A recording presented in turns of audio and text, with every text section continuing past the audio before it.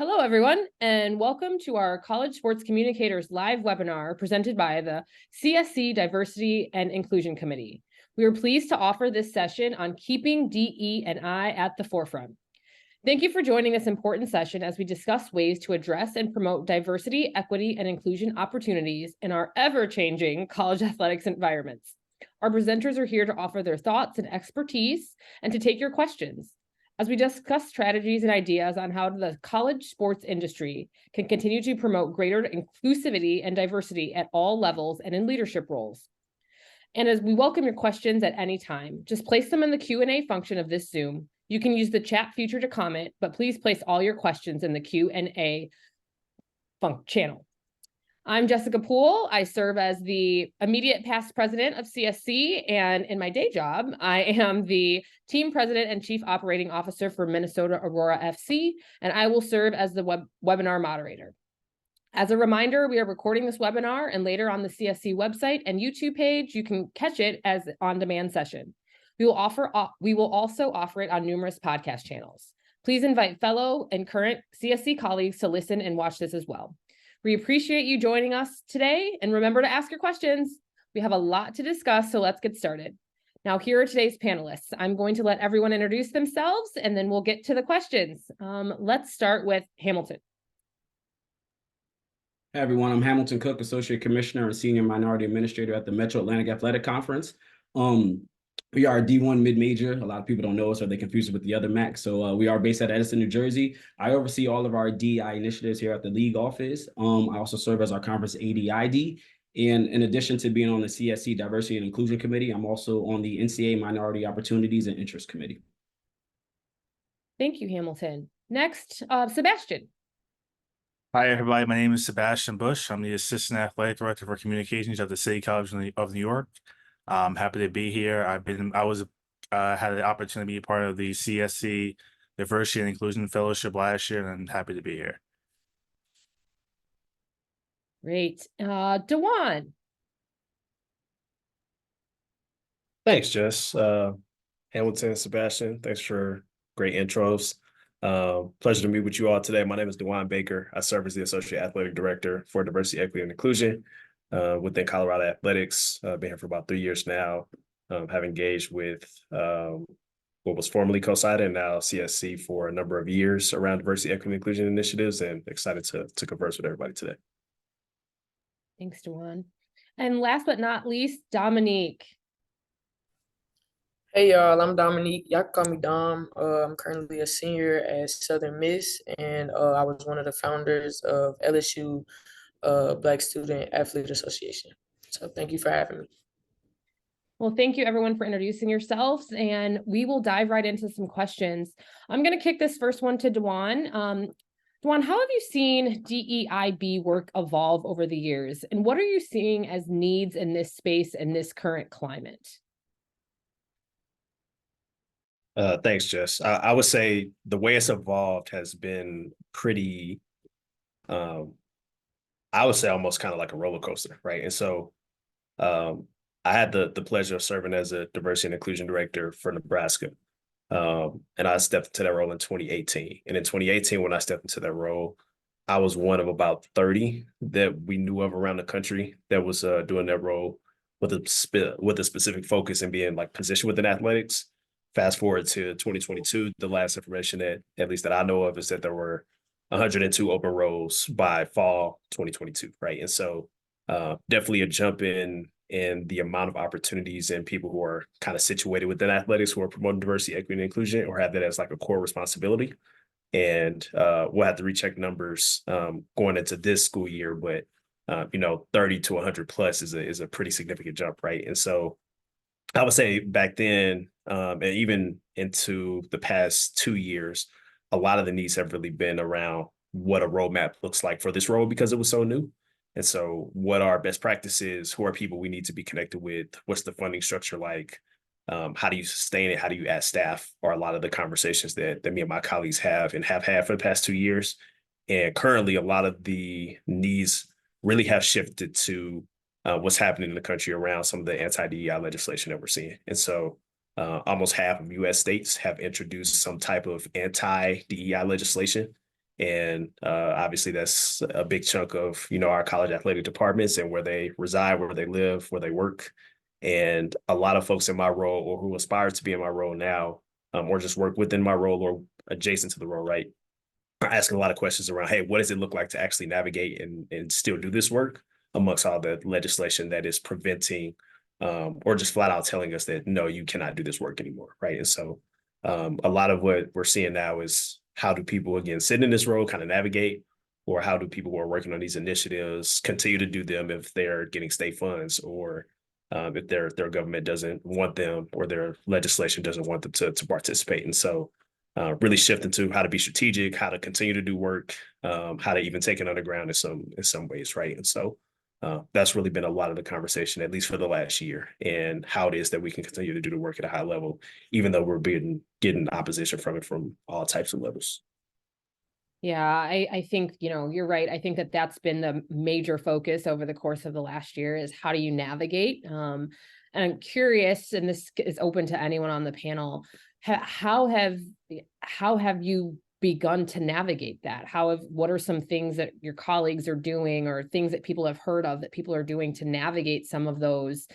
Because in some places you can't even use the words, like, are we how are we changing titles? Are we, what are those things that you're seeing small steps that people are taking to try and keep it at the front while also be compliant, I guess is the right word there. So I'm just curious if anyone has heard of anything. I can share what I've seen. I've seen a lot of my friends, colleagues, change titles or have their titles changed, be repositioned, be shifted into HR areas.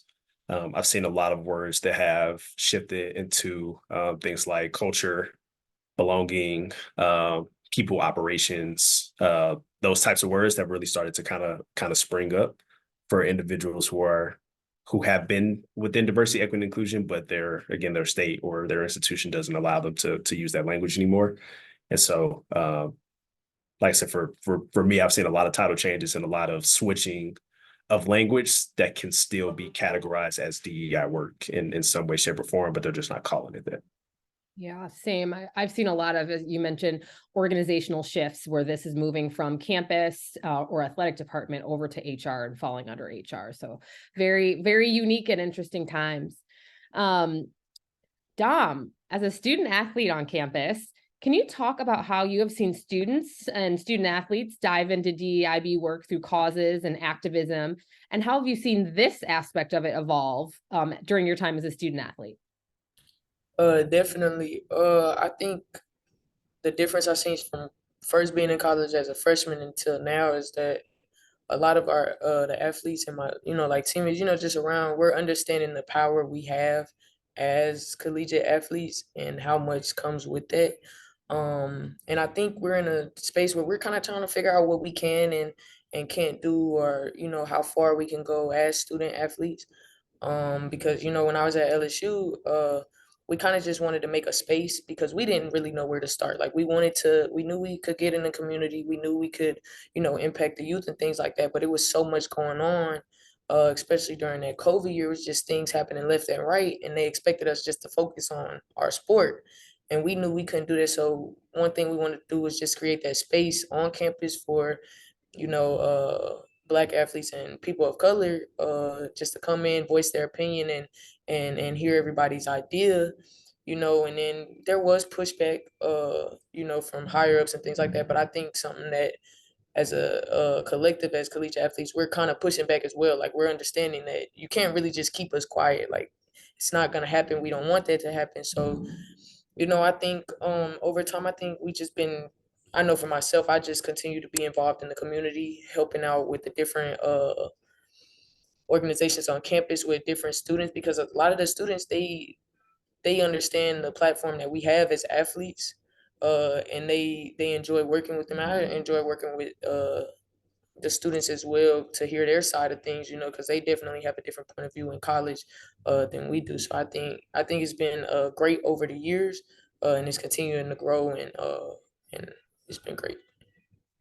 Thank you for that. I know that you started the organization at LSU. What have you done at Southern Miss? How have you gotten involved in that kind of work in your new institution? Yeah, definitely. It was different, coming to Southern Miss, definitely two different atmospheres here. So, I kind of just focused on the community. Like that was my biggest thing, just continually to stay involved with the kids because I'm huge on starting at a young age. Like if you can reach them young, by the time we get to college, they're already understanding what's going on and they can actually do things being that we're becoming young adults. So something that I kind of just do every year is like we hold like a camp, here for basket. It's a free camp. We give away toys. We hold a tournament, things, and that's just one way to so that they can see us, and then we kind of get to see the community and we get to talk to them, learn more about them, and let them know like we're here, we're involved. It's not just they're college athletes. That's what they're focused on. No, we're definitely here. I'm big on being into the community. Thank you. That's awesome. If you see it, you can be it. That is a very important. As we think about the intercollegiate athletics ecosystem, we have seen a lot of conferences diving into this topic with various conference-supported initiatives and activations. Hamilton, being at the conference level, can you talk about how you all handle this at the MAC and your thoughts on the importance of DEIB work being more than just at the institutional level? Yeah, sure. So to answer the first part of your question with how I handle it at the MAC, an advantage being at a conference office is not having one athletic department at my disposal. Here at the MAC, we have 11 member institutions. So that means I have 11 institutions with athletic departments, administrators, coaches, and student athletes that I could work with. And I collaborate with them all the time. So I work closely with our SAC, and through our SAC group, we do all the NCAA initiatives, and we also do yearly initiatives on our own, whether it's for Pride Month or this month with Black History Month, where we collaborate with them on social media, where they're putting together graphics and videos, and then we're approving them and then putting them out on our channels, whether it's our MAC SAC or our MAC primary accounts. To answer the second part of your question, the importance of DEI at a larger level and not just institution. I believe that as a conference, we give the schools free reign to do what they do, but it's also important for us to come up with initiatives, and it's our responsibility as a conference to provide our institutions initiatives that we can do as a league. So I do want to highlight a couple that we do real quick. We have one that's called United for Social Justice campaign, where all of our teams wear patches, whether it's Black Lives Matter or United for Justice patches, to show our fight against social injustices. And in addition to that, we also provide court decals for our teams. We have video board graphics and courtside graphics, and we also have a 30-minute commercial spot for our ESPN Plus games, where it talks about us being united for social justice. And another one we have is our Timeout for Black Lives, which we started in 2022, where basically we have an initiative where it's a virtual reading program where coaches and student athletes read books to middle-age or elementary school kids, where it basically interactive and it talks about different Black cultures. And we have about 25 books on the website now. And so that's another great initiative we do. And again, with this being an election year, we also have another initiative with MAC Vote, where we work with All In. So these are initiatives as a conference that we do when we work with all of our member institutions to run and promote these. Thank you. Those are awesome. Like I love the reading. That's a great thing. So Sebastian, we talk about DEIB work being work that everyone needs to handle. And I believe that strategic communicators are uniquely placed to be advocates and supporters in this area. Can you talk a little bit about how you're supporting this work in your current role? Yes. So I'm currently trying to just be a positive advocate for DEI. So just trying to crack the shell more and more of my coworkers, student athletes, just what DEI is in our space. I've seen a lot of people are kind of uncomfortable with the topic just because they may feel it's about maybe race or it's too political, but I try to explain to them that it's okay being uncomfortable. And the more you understand, it leads to a more of a stronger workplace and team culture. And then also I've had the opportunity to maybe sit on some hiring searches or kind of maybe structure who's on the committee. So I try to be more intentional with trying to advocate for more people that have a diverse background or just different color. They have a different mindset, have a different academic standpoint, which leads to picking a more diverse hiring pool, which can lead to a more high quality candidate for the job. I love that. As someone that has been in this communication sphere for the majority of my career, I believe that our members are uniquely able to find out stories and are able to push initiatives, like Hamilton talked about. I think that really communicators are poised to really help to push these things along and to bring visibility to them. So I love that you're helping, and all of us are helping to push these initiatives along and make our spaces more diverse and inclusive. I think it's really important. I want to remind people that are watching, please feel free to drop us questions in the Q&A channel. We are ready for questions. We're happy to take them. So kind of a final, as before we get to questions, wrap up question, and this is for everybody. What are some ways that we can continue to elevate and advocate for DEIB work in each of our spheres, particularly as we're kind of approaching an election year? We've seen how election years have been in the past. Like, what can we do to keep open-mindedness, inclusivity, diversity at the forefront of these really pivotal times in our society right now? And I will start with Hamilton. All right. I think to elevate, I think we got to do two things. One, we have to educate, and I think we have to be proactive in college athletics in general. It's a fluid thing. It's always constantly changing and it's constantly evolving. So I think it's our responsibility to continue to educate ourselves and continue to find resources that we could provide for our administrators, for our coaches, for our student athletes. And then with being proactive, when it comes to knowledge and educating ourselves, if we are proactive and we can get ahead of things, we can go to our bosses, our ADs, our commissioners, our vice presidents, our presidents, and say, hey, this is coming, so we need to be prepared. Or, hey, we can be at the forefront and do this before it becomes the norm. So I think that's the best way to keep elevating, is if we just keep educating ourselves and we just keep being at the forefront and being proactive. I love that. Dewan, what do you think?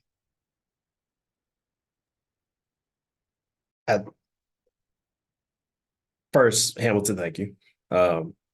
So I have some of the same thoughts, and I think one thing that comes to mind for me that could be helpful to continue to make it commonplace and pushing all the things is, I would say, really define what diversity, equity, and inclusion means at the most basic level, right? Because I think at the root of some of the legislation that we're seeing, there's a fundamental misunderstanding as to what people are trying to ban, right? And so I think if you are in a state, or even if you're not in a state really, but really examining and talking about what does this actually mean for our department and for the people that will be impacted, if this work is to go away or if it is to continue, and really having those conversations with yourself and with the people around you about why this work is so vital and important to really continue to kind of push this message and make sure that we continue to build environments that all of us can really thrive in.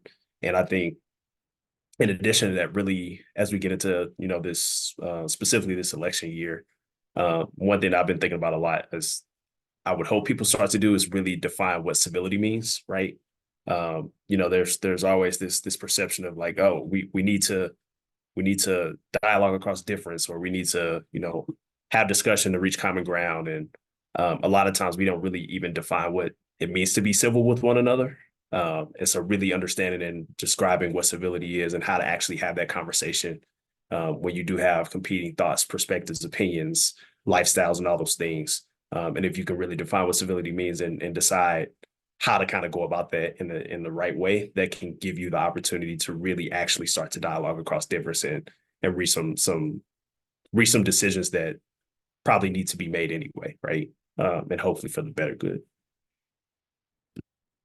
Man, that was a great answer. So thank you for that. Sebastian, what do you think? I just think have to just keep continuing pushing and educating people the entire mission of DEI. I've seen a lot that's kind of been used as like a political like pinata, and I just feel that it's more than just that. It helps workplaces, it helps team cultures have a successful department or college. That is facts, as the kids say. Dom, do you have some thoughts? Yeah, I definitely agree with like everything they're saying is really good. I think from a student athlete perspective, I think something that I enjoy that the school does, like we do it here at Southern Miss and even at LSU, is that they had us have meetings with, you know, people in these positions that could inform us and let us know more information about it, and it allowed us to have a better viewpoint of things and understand it. So that's something that I enjoyed doing, was being able to talk to those people who are in these certain positions to inform us. And then I think something that we got to do as student athletes is be able to ask those questions, you know, and use our resources. Like we're able to talk to people that, you know, our friends might not be able to talk to, for the simple fact that we are collegiate athletes. You know, it allows us to be in certain rooms that not everybody can be in. So I think that's just something that we can do as student athletes, is to continue to grow in this space and understand more, because if we can understand more, we can also help other people understand more. So I think just understanding, once again, understanding the platform we have and being able to ask those questions and learn from those who are in these positions, trying to make a change. I love that. That's a great answer. I really think for me, it's about being able to unpack DEIB. I think that everyone has their own unique thoughts about it, and I think being able to unpack it while using the word civility, as Dewan talked about, and to have space to have those uncomfortable conversations, but also create space to have those uncomfortable conversations is really important. I think that, you know, the old saying, you have to be comfortable with being uncomfortable. I think that as a society, as college athletics, I think we have to lean into that a little bit more. I think sometimes when things get uncomfortable or hard, we tend to retreat to our corners and not really unpack the stuff. And as my dad used to always tell me, call the thing the thing.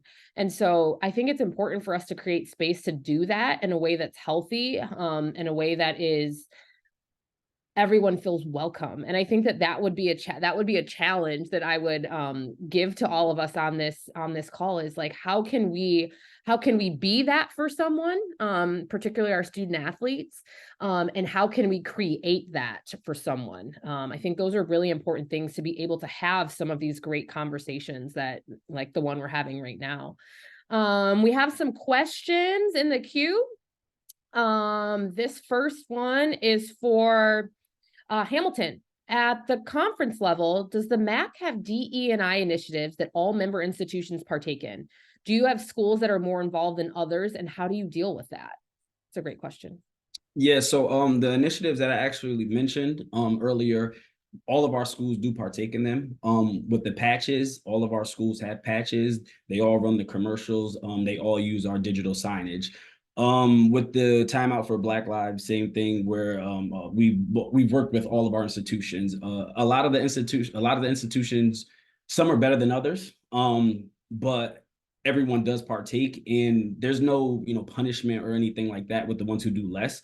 We kind of just work with them, and the ones who are doing more, we utilize them more, or we collaborate with them more. And a lot of times what it does is they hold themselves accountable. So if one school is getting highlighted more than others, the other ones are looking at, hey, what are you guys doing to promote DEI? What are you guys doing on your campus? Because these schools are constantly getting highlighted, but you guys aren't. So it's a way that they kind of police themselves and hold themselves accountable.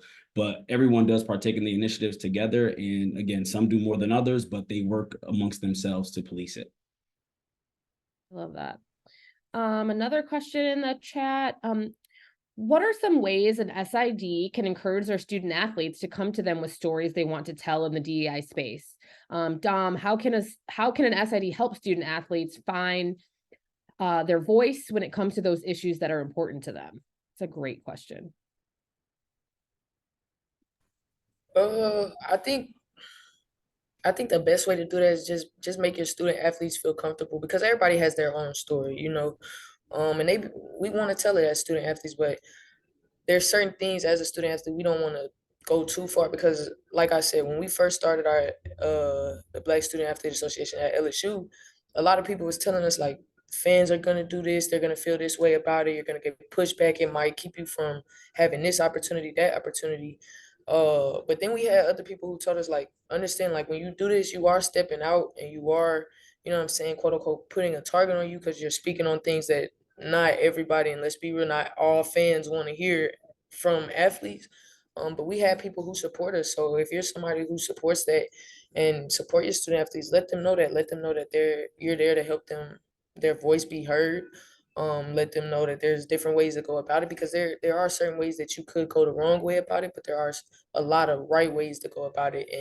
And you know, I seen, like me, when I first started, something that we had to understand was, like, we were angry. Like when we started LSU, like we were angry. We were mad at seeing everything that was going on in the world, and they felt like it just was consistently happening.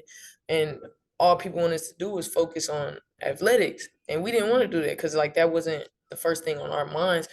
But we had to take a step back and understand that if we approach this the wrong way, then you know how people like to spin things, and it wouldn't have helped, it wouldn't have been beneficial. So I think just letting us as student athletes know that you support us and support our stories and help us go about it the right way and the best way to get the um the best reaction, you know, the most beneficial way to push the message, then I think that's great. You know, that was my, like, when we had our staff support us, even here, like our staff supporting us, it means a lot coming from people who are supposed to take care of us and watch over us, and understand, like, regardless of how the fans might react or certain people might react, you still have my back in a sense. So that's the best way.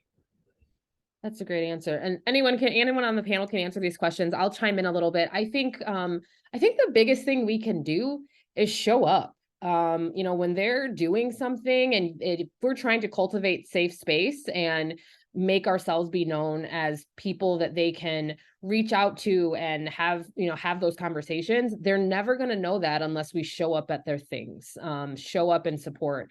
Once they begin to see you there, they'll realize that, like, oh, this is a person that I can come to. So I think sometimes and I say this for myself, sometimes I think that we have to do the biggest, grandest thing to let people know. Sometimes it's just as small as showing up, and that's a symbol of support. So I think, like, let's not take that away from it either. I think that just showing up and being present is really important as well. Just I add something to that too. I know it's different for every school, but I know a number of SIDs travel with the teams that they work with, right? It might not be every trip, but you get the opportunity to travel at some points too. I would say using your relationship with the coach or the staff that you work with the closest on that team to be able to really bring opportunities or bring awareness to the fact that, hey, we might have athletes who really care about, you know, these types of things. Even if you don't have that specific to say, hey, I know Dom really well, and I talked to Dom and Dom cares about this. Even if you don't have that, you can still be the one to be able to share that with the coach to say, hey, we might have some athletes on the team who really are passionate around a lot of these social justice issues. Are there ways that we can talk about it? Are there ways that we can bring somebody in and talk to the team? Something our teams have started to do is when they have longer travel days or longer travel trips, they've started to come to me in my office and say, hey, if we got an extra off day and we want to do something around, you know, social justice, diversity, equity, and inclusion, is there something in this city that we can go to, right? So like, for example, our women's basketball team just went to LA to play USC UCLA, and they had an extra day and said, hey, we want to go see, you know, the 50th year anniversary of the Hip Hop Grammy Museum exhibit. You know, is there anything that you want to provide, some talking points or anything? I'm like, nope, you're good, right? Here's the link. Here's everything that you need to be able to kind of do that on your own. But you know, I'm rambling a little bit, but I'll get back to my original point though. As SIDs, you have access to coaches that the athletes don't always either know or utilize or know how to utilize. And sometimes you can, and be able to be the advocate and that voice to say, hey, I think there are opportunities to really talk about this or get to know the athletes in these ways. I'm willing to help do that. What does that look like for you as a staff or you as a coach? I love that answer. I think I say this all the time. Relationships are a communications person's secret sauce. The relationships that you can build with your student athletes, the relationships you can build with your coaches and administrators, you're the person that's able to be the bridge to all of those constituents. And it's super important that we utilize those relationships to help move these things to the forefront. So I am wholeheartedly agree with that response. A couple more questions. If you were on a search committee and hiring a person for a position within your department, what are some key catchphrases and ideas that you are looking for the interviewee to have and say that could positively impact you and persuade you to help their candidacy? Anyone want to take that? They take it. When I'm on a search committee, I try to look for, let's say we're hiring for a coach. I try to look for a coach that's best going to serve our student athletes first. Not just as an athlete, but also helping them push them as a student and just more so in life. Yeah, that's kind of it.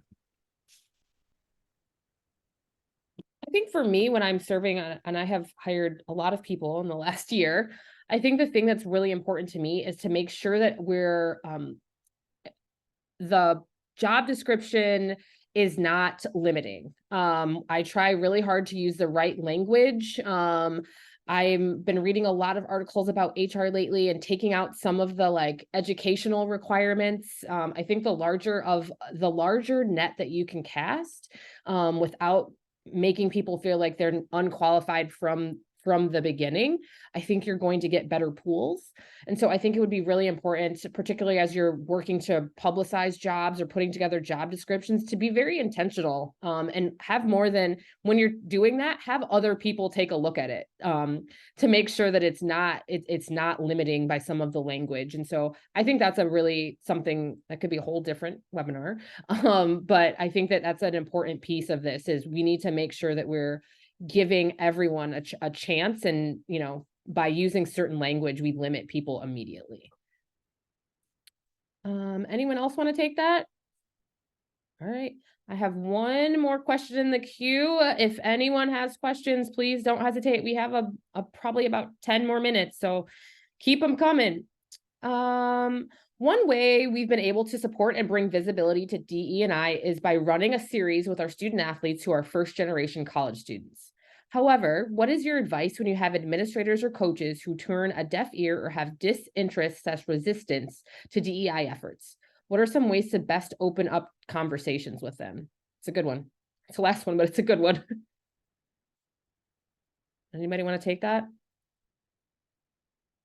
I can. I think it's some, like, I think our biggest thing, like when we started, was we had a Black female coach. So we had at LSU, and she was supportive of everything we did, but the people above her weren't necessarily, what I'm saying, the most support with it. So we kind of went to other sports, we went to other coaches, and we built relationships with other student athletes and their coaches and things like that.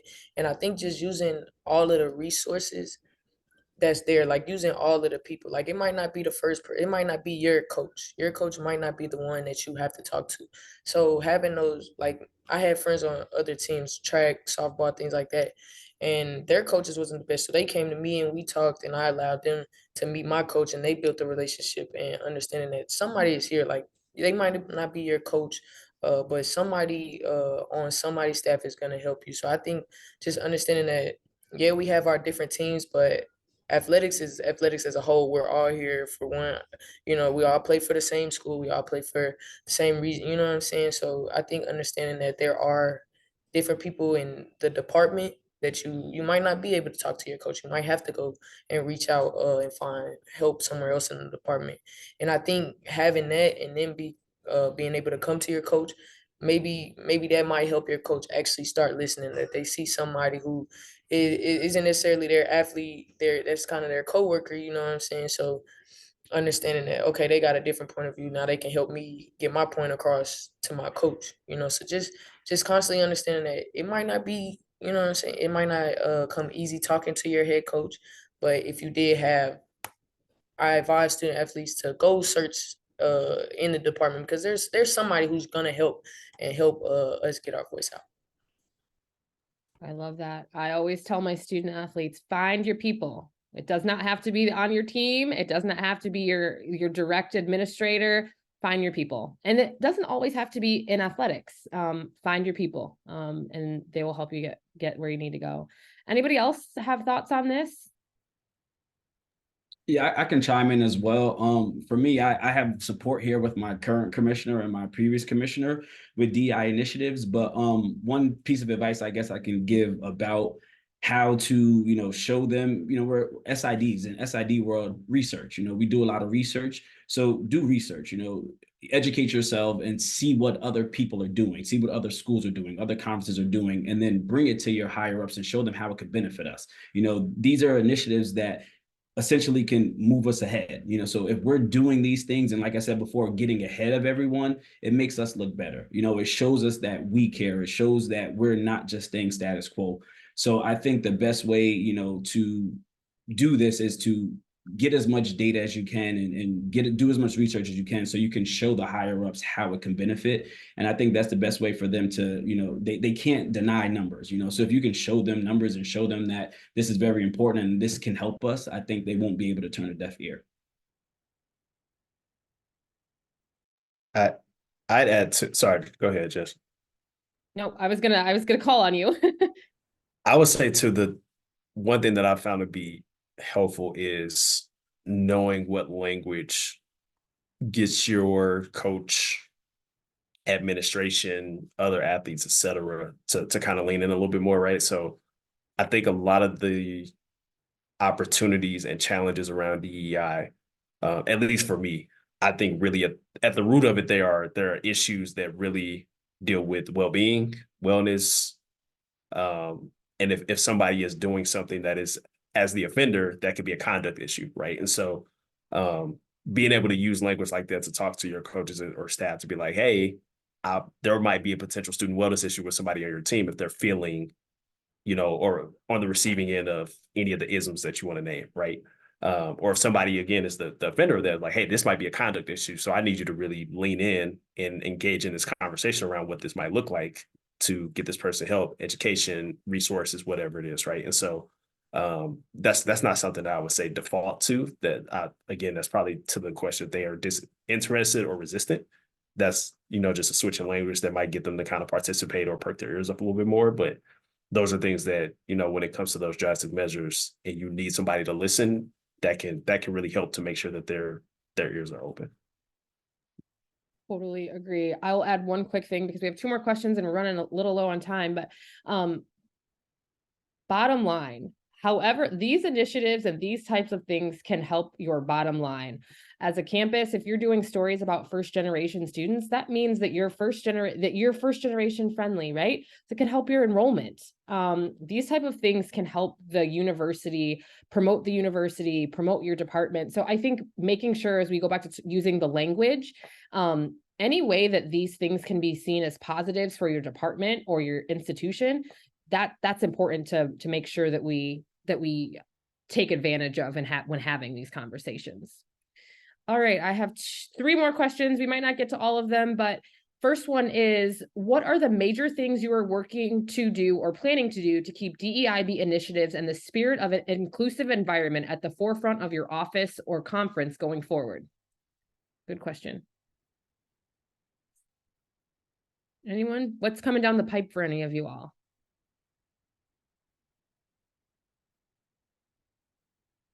Any new initiatives? Thoughts?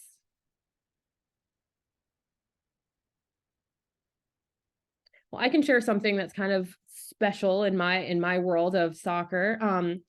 Our club just became the first USL women's soccer club to join something called Play Proud. And it's basically a cohort of international teams, professional teams. So you're talking NWSL, MLS. We're the only pre-professional team that really meets for a year to discuss how to make soccer more inclusive.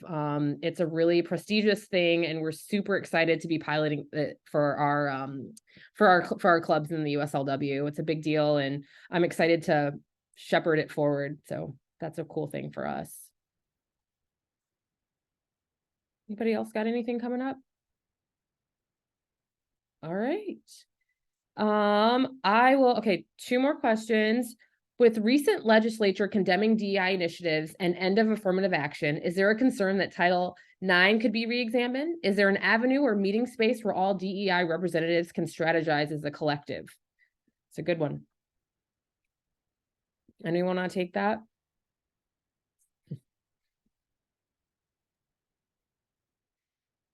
Well,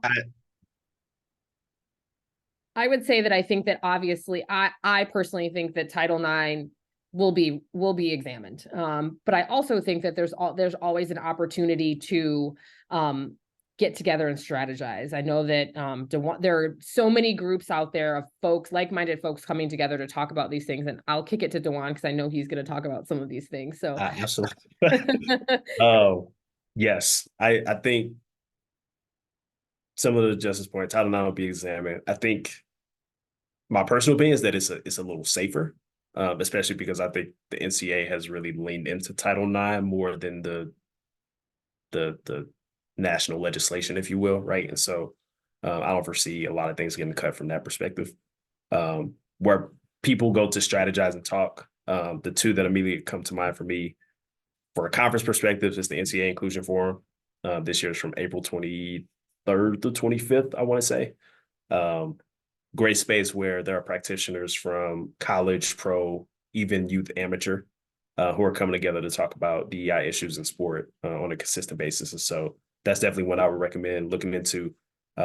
Organization-wise, there's an organization that I helped co-found it with a colleague of mine named Sheridan Blanford, called DICE, the Diversity, Inclusion, and Equity Council of Excellence. It's comprised of different DEI practitioners across sport to talk about how to best move DEI forward in sport, right? And so we meet on a monthly basis, and the vast majority of people that are on that call are sitting in positions that carry DEI missions for or work with DEI in some way, shape, or form. So that's a great space to engage as well. I'm biased, but shameless plug, DICE is great. You should look into it. DICE is great. Last question. We have student athletes fill out information forms that we use to create bios. They fill them out at Media Day. We would like to include more personal information that we won't necessarily put on rosters, but what are thoughts about asking about pronouns, preferred names, and perhaps ethnicity to potentially be able to reach out to the student athletes when History Months come around? Thoughts?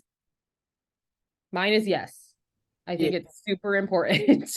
super important. So do that. Continue to do that and tell everyone else to do it too. Yeah, definitely. I agree. I think that's just another way of showing your student athletes that you care, about that, because that is becoming more like known, like more information about it is coming out.